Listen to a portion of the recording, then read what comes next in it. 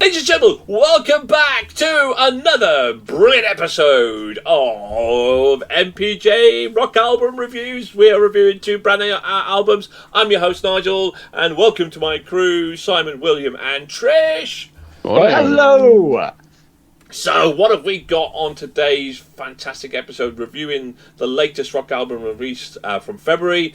And today we are pitting two glorious bands in great battle. Which of their albums would we choose to buy today? But more importantly, we're also going to rate them out of 5, and that rating, if it gets 4 or more, might reach our Hall of Fame or our top 50, and might get into our top albums of 2023, and who knows, become maybe our album of the year. Will Lovebites or Godsmack reach those hallowed turfs of glorious Judgement? Talking of Judgement, Lovebites' new album is called Judgment Day, and Godsmack is Lighting Up the Sky. But who the heck are these bands then? Well, let's take you on our journey and discover, shall we? Lovebites. Who are Lovebites? We're going to kick off with Lovebites then. So Lovebites are Lovebites stylized Lovebites in capitals. I don't know, Wiki's weird sometimes. Is a Japanese heavy metal band formed in 2006 by former Death Rose members Miho and Harana, and I apologise for my terrible pronunciations. Its lineup consists of Harana on drums, Midori and Miyako on guitar, Asami on vocals, and Fami on bass. After signing to Victor Entertainment, the group released both their debut EP and their first album in 2017, the Lovebites EP and The Awakening from Abyss, before performing their first overseas concerts at the end of the year, with another EP, an album released in 2018, Battle Against Damnation, and Clockwork Immortality. Lovebites quickly garnered international attention and won that year's Metal Hammer Golden Gods Award for Best New Band. We have to start with our Japanese aficionado, Will. No, I'm kidding. Simon, now, I know, or you must have been, and you must have heard of Lovebites. Talk to us, Simon. Yeah, no, I am a fan of them. Lovebites ticks every box for me. Heavy metal, check. Japanese, check. All female, check. Absolutely kick-ass riffs, check. What is not to love? Speaking of the guitars, they have given so much room to them in this album, and they powerfully pose center stage as they rip through those riffs. And I'm going to start with the last track, but The Soldier Stands Solitarily. The guitars carry that song on a majestic course to heavy metal heaven. It's absolutely beautiful. The rest of the album's pretty good too. Going back to the start, We Are the Resurrection, thunderous opening song, and then the next 9 songs just do not let up on that tempo. They keep that going throughout the entire album. Usually I do like to have a bit of a tempo shift, maybe a bit of a downtune with a ballad and stuff, sort of bit of a ride, but there's just so much energy, and you don't need that mental breather. At least I don't, because I just love those thrashing guitars and that upbeat metal style, and it's so catchy, every minute of it. I just absolutely love this album, and also any band that can remind me of Sonochino Kyoko is an instant win. So Who? It's a song, Sonochino. Educate us, Simon. Educate us. Watch JoJo.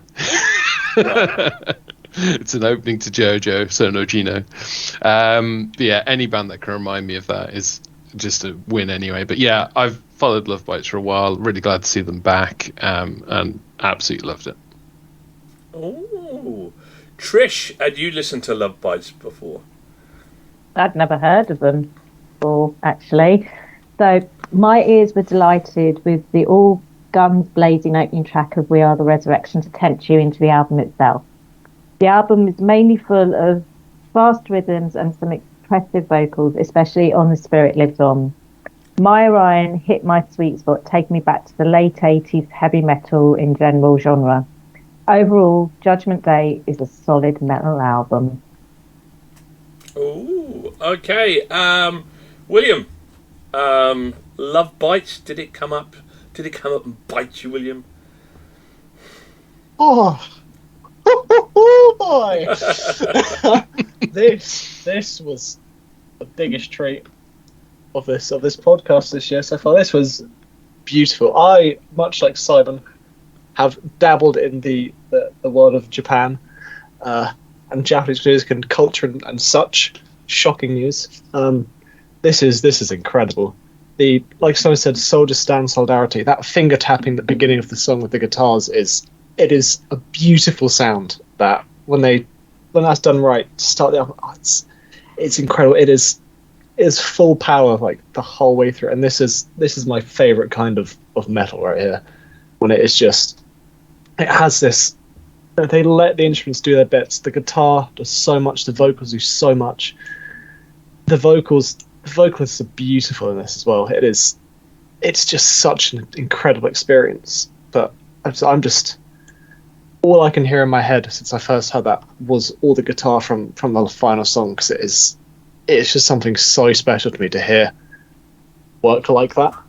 This is more for Simon, because back on Northern Shores, a Monomath, how they've got the solo of that where it starts off with the finger tapping that song. That's what it reminds me of. Yeah. That's one of my favourite songs of theirs as well. So this just makes me incredibly happy, this music. They are a fantastic band. Oh boy. Excellent. Oh wow. Let's think of the. I don't think I'm going to be as excited as you lot about this. There are two good things to love about this album. One, the guitar is phenomenal. The guitar play is absolutely, some of the best guitar play ever. I mean, if you could think Metallica on speed, you'd kind of may get it a little bit, but double the speed that you think it might be on the speed that it comes up there. And it is beautiful, and it is some fantastic there. The second thing to love about it is all in English as well. Even though they're Japanese, the whole album is in English, which you kind of have a like as well. You touched on it, Simon, the lack of tempo. I love tempo. I love changing tempo. There is none of that in this album. None. It is full metal, full throttle from start to beginning. And it gets a bit boring. It gets a bit samey, really. And don't get me wrong, I absolutely adore it, but it just became the very same. That it all seemed to blur into one hardcore, fast kind of metal, without any tempo, without any change in direction. And it's great. But after the first 3 or 4 tracks, I felt I heard the next 3 or 4 tracks that they were pretty samey, and the vocals were good, but they weren't amazing, and there was again no change in the tempo, and it was a nice change, but I just felt that the album could have stopped after 4 or 5 tracks, and it would have been, and just put them on loop, just put them on change, just loop them around and again and again and again. That's not to say that I didn't enjoy the album. It was amazing, and if you could compare some of Slash's finest work on guitar, you'd put it up there, for absolute certain. I think some of it was blinding. So a good album, a really good album, but certainly there are some things wrong for somebody like me who loves a variety. I mean, I know, Simon, you went to watch Papa Roach, for example. Now, and I know, Trish, you hated Papa Roach, but for me, Papa Roach typified a perfect album in its tempo and its change, and its, for me, to enjoy an album to its fullest. So really some good things about it. Good. Not amazing for me, but still a thoroughly enjoyable album from that perspective anyway. So, well, sorry, boys and girls. So let's move on, shall we? And they're up against Godsmack and their album "Lighting Up the Sky." Who are Godsmack then? Well, Godsmack is an American rock band from Lawrence, Massachusetts, formed in 1995. The band is composed of lead singer and rhythm guitarist Sully Erner, bassist Robbie Morell, lead guitarist Tony Rambola, and drummer Shannon Larkin. Since the formation, Godsmack has released 8 studio albums, 1 EP the other side, 4 DVDs, 1 compilation album, Good Times, Bad Times, 10 Years of Godsmack, and 1 live album. The band has released 3 consecutive #1 albums, Faceless, 4 and the Oracle on Billboard 200. The band has also has 25 top 10 rock radio hits, including 18 songs in the top 5. Wowzers. So, they are coming to this battle with a huge amount of pedigree. But will that pedigree be enough? Let's find out. Trish, then, Godsmack, lighting up the sky. Did this light up the sky for you, Trish? Oh, it did. Starting with the great opening track, You and I, with a heavy riff right in the middle. This is a bluesy hard rock of an opener. Then Surrender, mixing the classic rock with aggressive vocals that explodes when the song moves into its melodic and fist-pumping chorus. Then the album slows down with the ballad Truth, a piano-driven tale of heartbreak. The anthemic Best of Times, and closing the album with a jumping title track, Lighting Up the Sky. This album has everything: brilliant guitars, drums, lyrics, and a vocalist who delivers. It hits all my sweet spots. There's nothing not to love on this. It's a no-brainer. This is a keeper. Ooh. William, have you heard of... You must have surely heard of Godsmack, with all those hits and albums. I mean, not really. Oh, okay. Did they light up the sky for you? Because I'm just going to keep with that analogy because I have to. It was an album. It was alright, I guess. Oh. It's just American rock, innit? AOR. I've heard so many just American rock bands that do just sound like this, and it's nothing really stood out for me in this. It's alright. They're clearly a very good band and very talented, but nothing really stood out and could stick me to it. I had a couple listens. That was enough for me. I've heard what they've got to offer. Yeah, it happened. It's been and done. They wrote an album. Nicely done. Now, for our listeners out there who have maybe listened for the first time, this is a typical it was somewhere in the middle of the road for me review from William.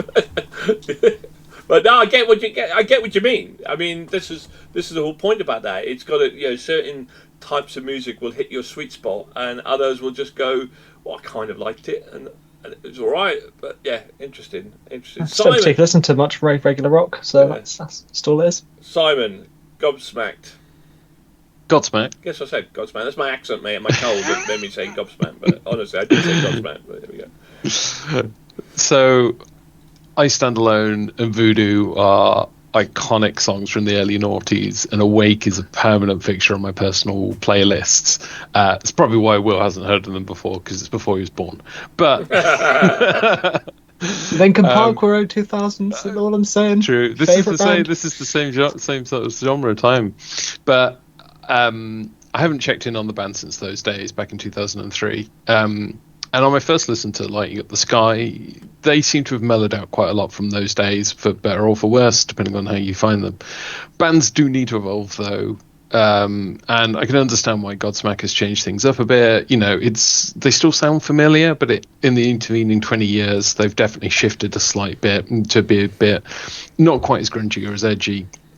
Surrender, in particular, stands out to me, which is a great bop. But I'd loved it to have had just a little bit more of sort of a hard edge to it, like they used to do.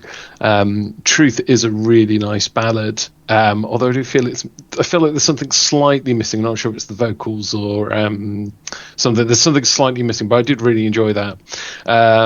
In total, the album wasn't bad. I did enjoy it, but it didn't completely grip me.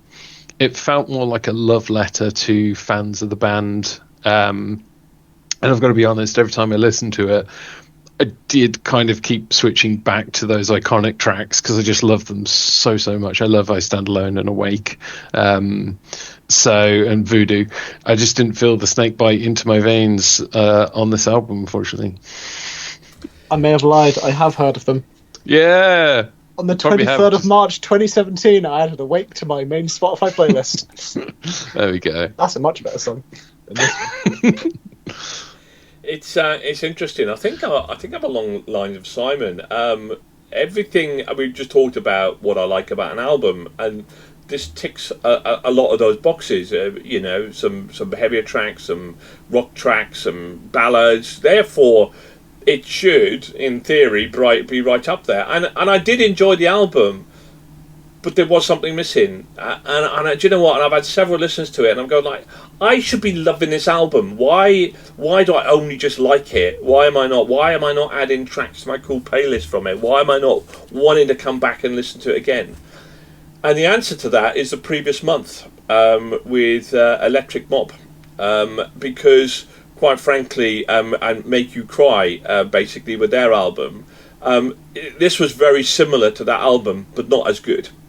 Not as good. So if you want to kind of listen to this type of album, I felt that had a bit more energy, a bit more zip to it, a little bit more variety to it, and that is why, because I'd literally just come off the back of and we also listened to Gurish Chronicles, and this was a similar sort of sounding album, particularly to Electric Mob. And I didn't think it was as good, and I think that's and that would be why. And I thought his vocals were good, but not amazing. And so, and I think you've summed it up beautifully about that, the snake bite not quite kicking in, But it was still a good album. I still enjoyed it. It was still fun. It was still nice. It was still good. But I mentioned on previous podcasts, there's a lot of albums this month that I really did enjoy, but without absolutely going, oh my god, I really love that album. But I still enjoyed it, and I still think it's a very, very, very good album from that perspective as well. So, all right, okay, this could be a close one then. So again, just a reminder, we're about to kick in with the votes. If they get 16 plus on a 4 vote, they get into our hallowed Hall of Fame. Well, it sometimes feels like hell.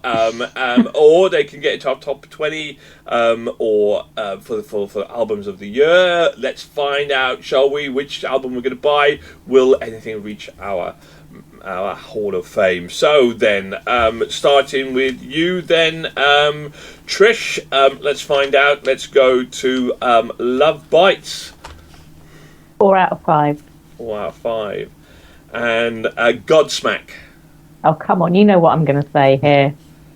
5. 5! Woohoo! I think is that your it's your second 5 of the month, really, isn't it? But yeah. Okay, William, let's find out from you. Lovebites. 5. Shock of shocks. And Godsmack. 3. 3. Fair enough. And Simon, Lovebites. Come on, it's a 5. It's a 5. Cool. Yeah. I correct myself. You've got 20 and above, haven't you? I don't know. I give up. It's got to be an average of 4, isn't it? Godsmack. What you giving Godsmack? 3.5. 3.5. These are solid scores, isn't it? Lovebites 3.5 for me, and Godsmack was a 4. So we are 2 apiece, and I have the casting vote. Boys, I'm afraid to say that our purchase for this month will be Godsmack. Look how angry William is. This is why I love you, Nigel. Angry, he's so angry. I've never seen William angry. So, William. Anyway, but overall, not angry. I'm just disappointed. I'm sorry. Overall, but however, William, the exciting news is that Lovebites has scored 17.5, and it is in our Hall of Fame, which is amazing. It scored more than 16. It's going to be right up there. We'll do a bit of number crunch in a minute. Godsmack 9, 12. 15.5. 15.5. Statistically, a better album, so you can understand my disappointment. Statistically, Lovebite. We bought Godsmack, but we voted in Lovebites Judgement Day into our Hall of Fame, and also, I think both albums might have reached our, Godsmack will not be in our Album of the Year review because it didn't get more than 4. But but Lovebites will. Just doing some quick numbers here. Divided by 4 equals 4.37. So it's definitely in our top 10 albums of all time, into our Hall of Fame, and will definitely be in our end of the year album reviews. So, and certainly worthy of it as well, without any shadow of a doubt. So, cracking on. Well, so what a fantastic show today, guys. Congratulations to both Lovebites and Godsmack for 2 great albums and giving us some really good entertainment. And I hope you enjoyed the show, everybody. And please like and subscribe our channel. Keep sharing out there. It was very interesting, actually, just to kind of share a story. We watched a band called Hearts and Hand Grenades, who were on tour from the US, small band. And, you know, and they were playing to like maybe 40, 50 people, and some of their stuff has been out there, has been less than that on this tour from America. And when we look at our viewing numbers, which can range from anywhere from 20 to 200, you go, wow, does it make a difference? Believe me, for these bands, that every fan is precious. It does make a difference. Please go out there and, you know, buy their merch, support your local bands, support these rock bands, because these bands, White Raven Down, Adam and the Hellcats, and Hearts and Hand Grenades, I mean, they are good enough to be on big stages with big crowds. They are good enough by a mile, you know. And it was interesting. I'll share this story with you two as well. I shared it with the rest of the crew, but because I said to the guys from RTM, why don't you try and get yourself a support act? He said, we can do, but you have to buy your slot. You don't get invited.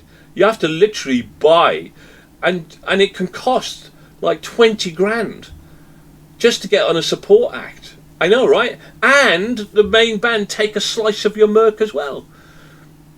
I mean, I'm going to say to big bands out there, I mean, where is your heart, guys? I know you guys got to make a living, but you were on this greasy ladder. You were down that right at the bottom of that ladder. You know, help people get there on merit. I was quite crushed by that. But equally, kind of going, you know what? I'm going to keep banging out these reviews, and we'll keep on applauding, you know, some of these bands that we've never heard of, with some of the albums that they've done, the music they bring to the table is just needs to be voiced out there. So thank you very much for being on my journey. Thank you very much for listening, and keep on rocking out there, and keep loving your rock music. And we'll see you again soon. Goodbye, everybody. Bye.